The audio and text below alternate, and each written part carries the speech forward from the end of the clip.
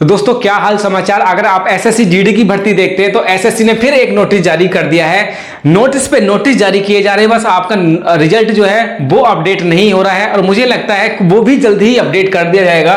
तो इस वीडियो में हम बात करने वाले हैं। देखिए बड़ी खुशखबरी आ गई है, नोटिफिकेशन आउट हुआ है, रिजल्ट डेट को लेकर करेंगे और सेकंड वेटिंग लिस्ट भी के लिए भी रिगार्डिंग एक नोटिफिकेशन जारी किया है। कुछ दिन पहले आपने देखा था कि नॉर्मलाइजेशन को लेकर भी एक नोटिस जारी किया था। उसमें क्या था उसके बारे में बात करेंगे। तो एसएससी जीडी के आप एस्पिरेंट हैं और देखना चाहते हैं कि भाई एसएस में क्या चल रहा है, कब तक रिजल्ट आ जाएगा, तो ये वीडियो आपकी। और इसके वीडियो में बहुत सारी चीजें, क्योंकि वेटिंग लिस्ट को लेकर भी बहुत ज्यादा बच्चे पूछ रहे थे। एक नोटिस जारी किया है जैसे मैंने बताया, और मेरा खुद रियल एग्जाम्पल था कि मैं उस टाइम 12th में पढ़ता था और एक मेरे गांव के नियर बाई एक बंदा जो था ट्रक में क्या था कि सीमेंट के बोरे उठा रहा था। अचानक उस टाइम खबर आई कि तुम्हारा सिलेक्शन हो गया है। वो भर्ती प्रक्रिया लगभग सेकंड वेटिंग लिस्ट की बात कर रहा हूं मैं, तो उसका अचानक से वेटिंग लिस्ट में नाम आया और वो बीएसएफ में गया था। तो वेटिंग लिस्ट से रिलेटेड जो न्यूज आई है उसको मैं आपको डिस्क्राइब करूंगा और अच्छे से समझाऊंगा कि क्या बेनिफिट है और क्या नुकसान है। नॉर्मलाइजेशन के बारे में बात करेंगे। तो चलिए स्टार्ट करते हैं। जो नोटिस आया है वो आपका एसएससी की तरफ से ये आया है। उसमें एसएससी ने बोला है, इसको मैं हिंदी में भी समझाऊंगा अच्छे तरह से क्या कुछ है।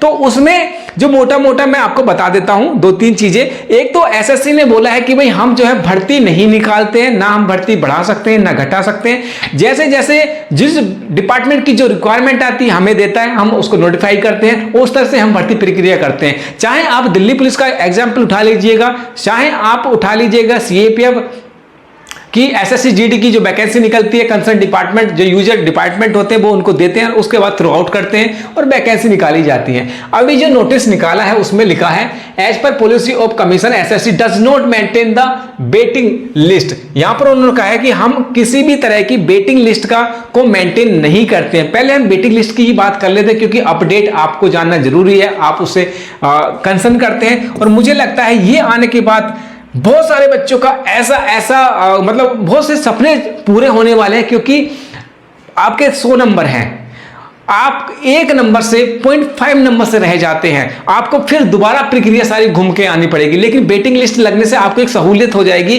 कि यार कहीं ना कहीं आपको चांस रहेगा और आप उसके बारे में कंसर्न रहेंगे कि यार कब आएगी वेटिंग लिस्ट, कब आएगी वेटिंग लिस्ट। और आ गई तो आपने जो सपना देखा था पता नहीं कब हकीकत में बन जाए। तो वेटिंग लिस्ट कहीं ना कहीं सही भी है, क्योंकि बहुत सारी वैकेंसी खाली रहती है। तो ये नोटिस था, इसके बारे में मैं आपको एक हिंदी में समझा देता हूं कि हिंदी में इन्होंने क्या कहा है।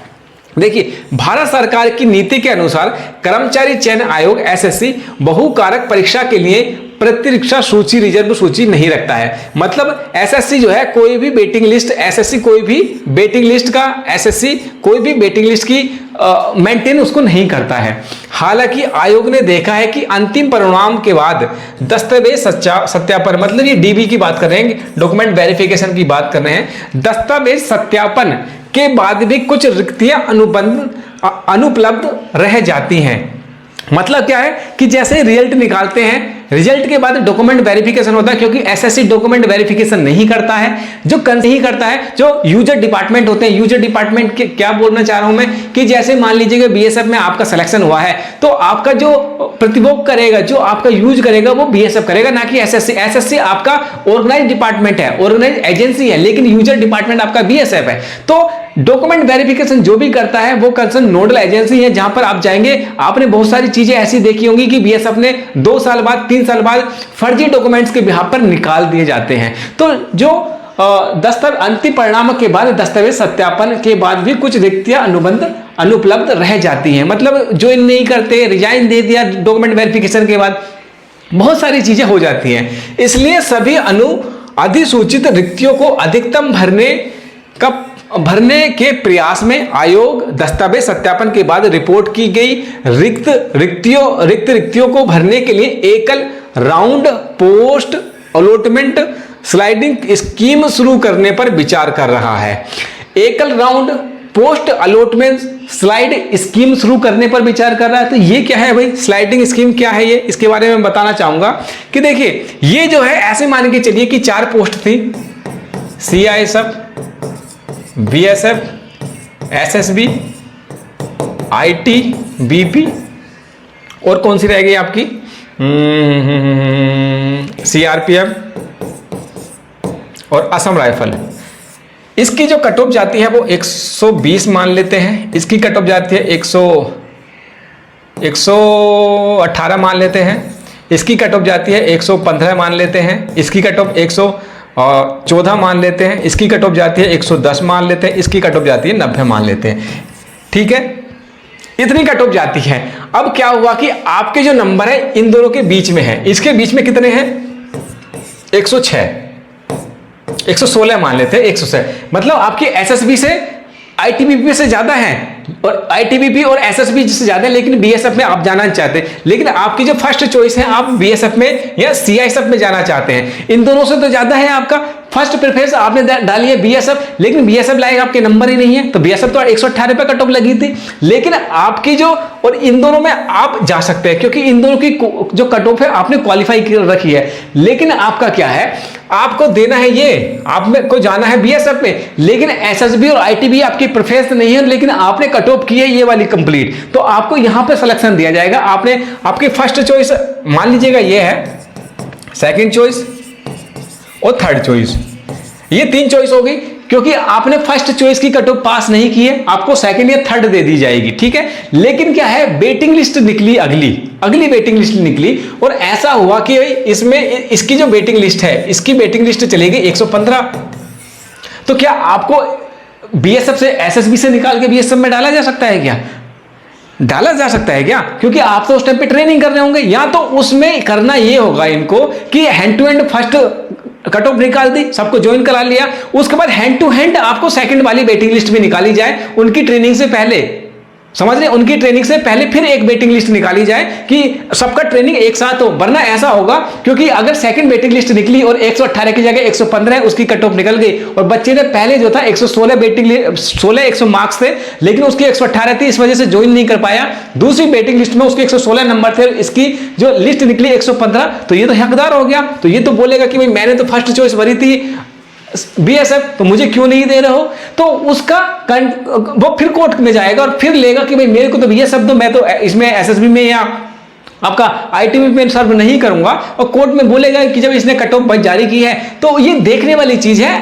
एसएससी ने पहले भी कहा है कि भाई हम एक रिक्रूट एजेंसी है, कि हम एक डिपार्टमेंट है कि जिस चीज का यूजर का हमारे पास आता है हम नोटिफाई करते हैं, फिर कंसर्न जो यूजर डिपार्टमेंट होते हैं वो उसका उपभोग करते हैं।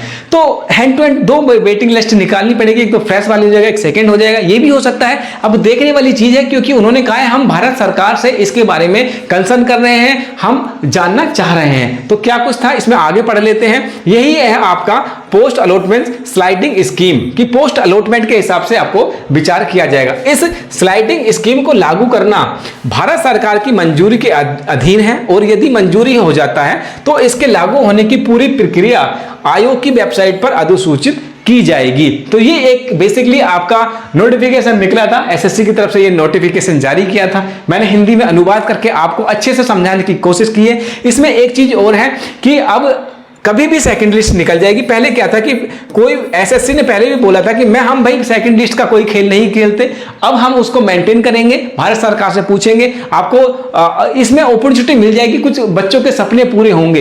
एक और नॉर्मलाइजेशन के बारे में बात करते हैं कि नॉर्मलाइजेशन का क्या खेल चल रहा है। नॉर्मलाइजेशन इस वाली भर्ती को इफेक्ट नहीं करेगा। क्यों नहीं करेगा? क्योंकि नोटिफिकेशन अब निकला है, ये वैकेंसी पहले से चल रही है, तो इसका जो फर्स्ट इंप्रेशन पड़ेगा वो एसएससी सिलेक्शन पोस्ट 13 वाली जो वैकेंसी है सबसे पहले उस पर इफेक्ट करेगा। पहले क्या होता था नॉर्मलाइजेशन में कि जो हार्ड शिफ्ट वाले बच्चे हैं और जो लो शिफ्ट वाले बच्चे हैं नॉर्मल, तो हार्ड वालों का जो डिपेंड करता था लो वालों के शिफ्ट के हिसाब से, उनके टॉपर के हिसाब से उनके नंबर बढ़ते थे। अब उसमें कुछ नहीं है। पहले क्या था कि 200 मार्क्स में से अगर मान ले 200 का पेपर है, 202 और 205 तक आपके नंबर जाते थे। अब ऐसा नहीं है, अब चेंज आया है। अब क्या है कि मेरिट भी नीचे जाएगी। नॉर्मलाइजेशन को लेकर देखते हैं आगे प्रक्रिया क्या होगी। नॉर्मलाइजेशन कभी भी एक तरफा काम नहीं करता है, उसमें बहुत सारी चीजें होती है, नंबर बढ़ते भी हैं और घटते भी हैं, दोनों तरह की प्रक्रिया होती है। तो नॉर्मलाइजेशन को देखिए अपडेटेशन आती रहती है, कोई भी अपडेट या कुछ भी होगा, टेलीग्राम का लिंक, तभी मैं कहता हूं टेलीग्राम का लिंक मैं वीडियो के डिस्क्रिप्शन में दे रखा है, कोई भी अपडेट आएगी वहां पर मैं डाल देता हूं, उसको आप ज्वाइन कर लीजिएगा, ठीक है। और व्हाट्सएप का ग्रुप का भी लिंक है, उसको भी डाल दिया है, ज्वाइन कर लीजिएगा। रहा आपका रिजल्ट